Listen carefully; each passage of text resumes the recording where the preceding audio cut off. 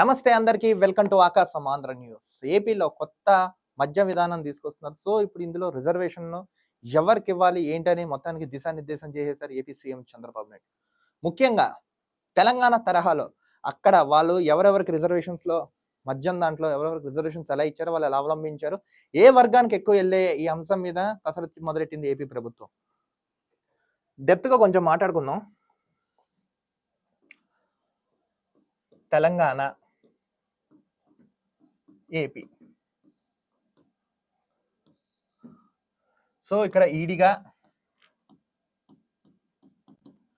గౌట్స్ same ఇక్కడ వీళ్ళకు ఉంది. ఇప్పుడు ఈ మద్యం దుకాణాల్లో రిజర్వేషన్లో 20% అమలు చేయబోతుంది ఏపీ గవర్నమెంట్. 20% రిజర్వేషన్.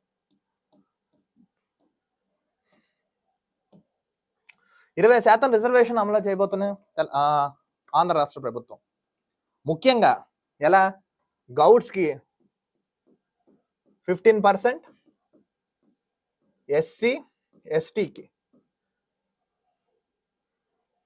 ఇద్దరికి 5% చొప్పున రిజర్వేషన్ అమలు చేయబోతుంది. సారీ, అక్కడెక్కడ తెలంగాణలో ఇది. ఇప్పుడు ఆంధ్రాలో గౌడ్స్కి 10%, వీళ్ళకి 5% చొప్పున తెలంగాణ ఇక్కడ ఆంధ్రాలో ఇంప్లిమెంట్ చేయబోతున్నారు.